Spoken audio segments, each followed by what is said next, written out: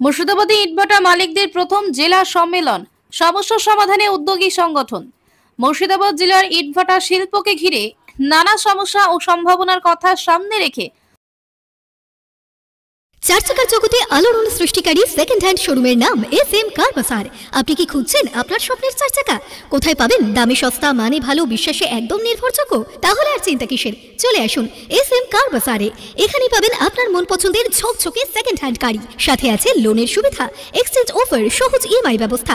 আপনার স্বপ্ন এবার হবে বাস্তব। আমাদের ঠিকানা SM কার বাজার, বেলডাঙ্গা ভাবতা 34 নম্বর জাতীয় সড়কের পাশে, মুর্শিদাবাদ। যোগাযোগ 9851802540। বহরমপুরের হিজল ইন এ অনুষ্ঠিত হলো মুর্শিদাবাদ ডিস্ট্রিক্ট ব্রিক ম্যানুফ্যাকচারার্স অ্যাসোসিয়েশনের প্রথম বার্ষিক সম্মেলন।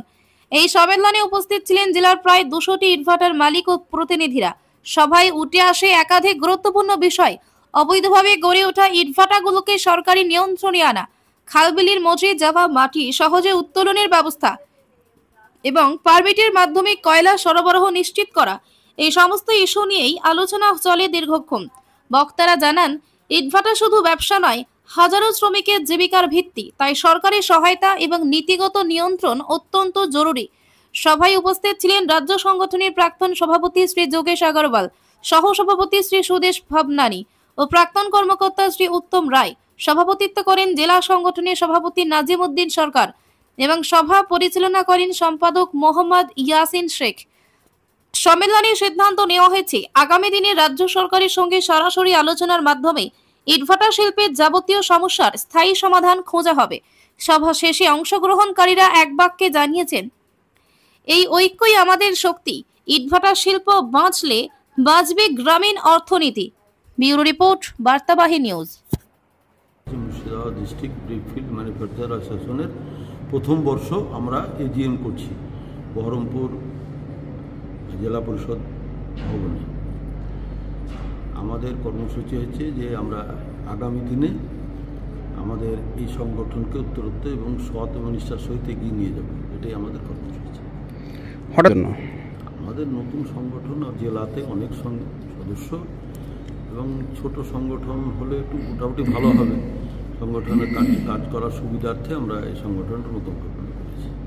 কি পাবে? সর্বক্ষেত্রে আমরা সহযোগিতা করব। হঠাৎ বিভিন্ন নিয়মকানুনে নতুনভাবে আমরা ভবন বা অফিস আমাদের তৈরি করে আমরা আমাদের সদস্যদের চেষ্টা করব সঠিকভাবে কাজ করার।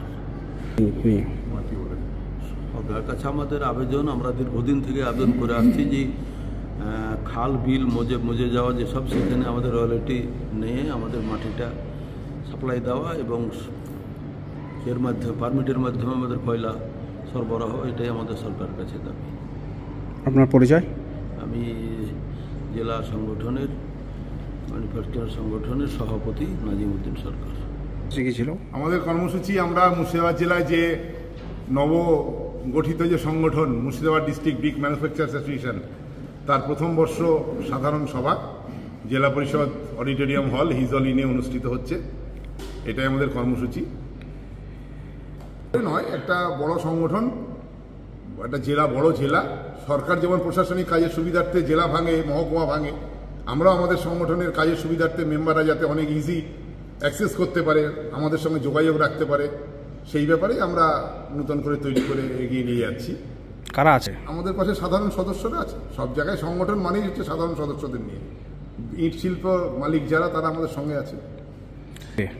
আমাদের প্রথম কাজ, এই সরকারের যে নতুন পোর্টাল চালু হয়েছে আমাদের ইট শিল্পে, সেই পোর্টালের সঠিকভাবে সকলকে রেজিস্ট্রেশন করানো, সবাই যাতে GST দেয়, আমরা যাতে সহজে মাটি পেতে পারি, সরকারি নিয়মে কয়লা পেতে পারি, এইসব ব্যাপারে সরকারের যারা উচ্চপদস্থ আধিকারিক আছে তাদের কাছে আমাদের দাবি পৌঁছানো এবং সেটা যাতে আদায় হয় সেই চেষ্টা করে।